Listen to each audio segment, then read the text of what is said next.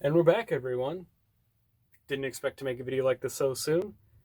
In case you haven't heard, if you're living under a rock or just got back from your typical job, TCGplayer just announced that they have purchased Channel Fireball and BinderPOS. For those of you who don't know, obviously TCGplayer, probably the biggest online retailer for single cards, maybe even bulk products in the US. Inaccessible to those outside of the US, as far as I'm aware, maybe Canada. Doesn't really matter at all. This is huge. For those who don't know as well, with Channel Fireball, they are an infamous card shop. Allegedly have done a bunch of rug pulls with Magic, and most recently MetaZoo. Even MetaZoo was small compared to previous issues with Magic. Again, allegedly, not sure. I don't follow Magic, just rumblings that I've heard. BinderPOS is one of the biggest inventory management systems for the card game industry. What that means is that big changes are going to happen. Okay? It's like Amazon taking over smaller companies if they did that, for example. It's like Facebook buying out companies like Oculus. That is the kind of merger we're talking about. This is big. We're going to see a lot of inventories going to TCGplayer that normally wouldn't use TCGplayer because of fees. That's the number one thing. Honestly, this is big. And not just because of Channel Fireball's infamousy, anything like that. This is just big. It is really difficult to cover this in such a short time. We'll have more videos about market impact, etc. Channel Fireball has been around since 2009 and merged with BinderPOS beginning or middle of 2020 or so. Purchased the inventory management system. TCGplayer has consistently been probably the number one platform, again in the US, for managing inventory. Basically, what this means is that TCGplayer is expanding its influence in the market. What that means for you as a buyer, maybe not too much immediately. For those who are selling, such as myself, this may eventually lead to fee increases, and eventually that will be passed on to the buyer. That's how it works.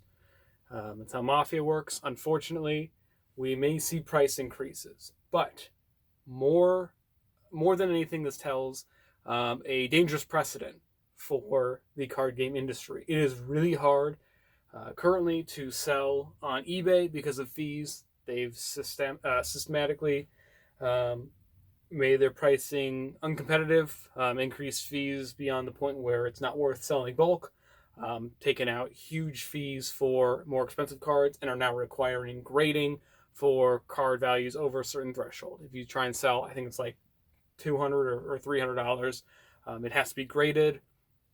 Not feasible for most people, especially because grading services like PSA are backlogged currently. So if you wanted to buy a Dark the Dark Charmer, the Link Monster, for $350, $400, whatever, it has to be graded. Cool. Now you have to break that card out of the case. It's not difficult. It's just an annoying process. eBay has made itself basically non-competing with TCGplayer, meaning TCGplayer is the definitive place to purchase singles, and that is why we partner with them. I love TCGplayer. I'm glad to see that they're doing well. However, what it could mean in the future may be dangerous. It may be a different story overall. Okay? We may see other companies being bought out by them. There's a whole grading system that's unproven called AGS. We'll do a whole video on that eventually. They are interesting to say the least. I won't go into further details about it right now. Just be aware that these mergers are big, especially in the relatively small trading card world, compared to places like, Wall Street. Any kind of merger significantly impacts the price of a stock. It's very similar with cards. I won't say it's a one-to-one correlation. There are a lot of differences between, obviously, the physical cardboard in a trading card and stocks. However, the mergers do make a difference. I think the the number quoted by TCGplayer in the article, you guys will see that below. I think BinderPOS manages $200 million in inventory right now. It's pretty big. A fifth of $1 billion. That's no small number. I won't say it's the majority of the market whatsoever, but it is big enough to make a difference. You guys, again, we'll see more cardboard, more likely on TCGplayer. We don't know. I don't know what other companies there are out there that manage inventory. There's Crystal Commerce. I don't know how many people are still using Crystal Commerce in 2022. Last time I used it was 2016. It's been outdated since 2016. It's outdated now, assuming it works the exact same way. TCGplayer, again, unfortunately, or unfortunately for some people, is the definitive way to sell.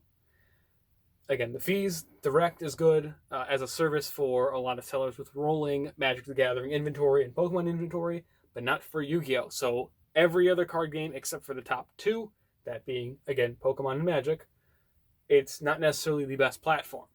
But because Magic and Pokemon have the largest market in the entire trading card industry, that's unfortunately what takes precedent.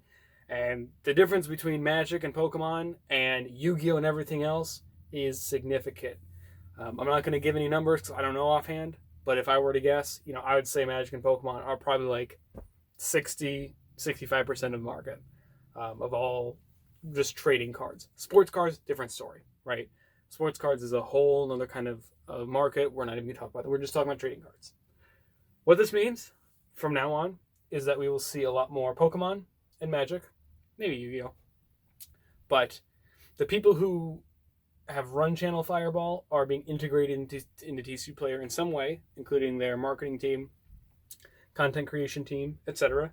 BinderPOS, I'm going to assume that all of that inventory is migrating to TCGplayer in some way, or we'll see BinderPOS added as a feature to TCGplayer. TCGplayer, again, has its seller portal, which basically every single seller uses. It has a robo-grading system. Not robo-grading. It's like robo-sort and robo-grading. Look at Cardinal. Fantastic. Fantastic channel. Fantastic insight into the industry. That's where you want to check for that kind of stuff because he has the robotic grading machine. It goes over, sorts 1,000 cards at a time. It's really cool, right? I'm talking about just the economics for this, though. Direct, if you have, I think it's like, you make like $600 in sales per week and a rolling inventory of 3,000 or more cards in Pokemon and Magic, but not Yu-Gi-Oh!, not Dragon Ball, not Digimon. Then you get access to TCGplayer Direct, where you mail TCGplayer your inventory, and then they take care of it for you. They manage your inventory for you. It's a cool service for those really big stores. Seems like it was made for LGSs to manage their inventory rather than having someone pack it. Again, when I worked in a card shop, a lot of the time there were 2 or 3 people just packing orders, putting them out. TCGplayer, this was before Direct was introduced. TCGplayer has now taken over that kind of market, thereby making a lot of those positions obsolete. That's how it is. We will see, if TCGplayer ends up removing a lot of positions with Channel Fireball and BinderPOS. We may see a lot of those positions become obsolete as well, just integrated into the TCGplayer platform. Who knows? But this is something to keep in mind. And really, it's not meant to scare anyone from using TCGplayer or any other system. Just be aware. That's the idea. You need to be aware of what's happening and how it impacts you, 3, 6, 12, 24, 36, 48 months from now. Because the changes that have happened in the past, I would say 3 to 4 years in TCGplayer have been insane compared to where they were in 2014, 2015, 2016 when I first started using it. We'll see a lot of changes continuing forward. And as you can see, in case you haven't seen on TCGplayer, there is the Infinite subscription. It's I think it's $7 per month, $6.99. You get access to the articles and access to prioritized orders and free shipping. This reminds me of net neutrality, funny enough. The ability to pay more in order for your internet speed to be increased. A lot of companies can do that, and they tend to do that. TCGplayer offers a version of that, though I would say it's less scummy overall. I do like actually the TCGplayer Infinite service.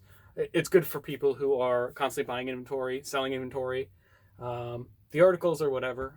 I always look at yugioh Pro Deck for free articles, and typically paid articles do not do well in the Yu-Gi-Oh scene. Pokemon Magic, different story. Again, we're not going to cover those here. But overall, you guys need to just be aware that this merger is going to have impact eventually on fees, because it means that TCGplayer can increase their fees basically as much as they want. Even if they increase them to something that more than eBay does, say that they increase their fees from 12, 13% to 20%. They can do that. And people will still use them. I will still use them, unfortunately, or fortunately. People will probably not be selling more on eBay, simply because it is easier to sell on TCGplayer. Every single time, they have gotten the formula down to be able to list inventory, to message customers, to ship everything, to do everything from one convenient location, price cards. eBay doesn't have that kind of functionality because it can't. It can't possibly do that. And the reason is because eBay covers more than just trading cards.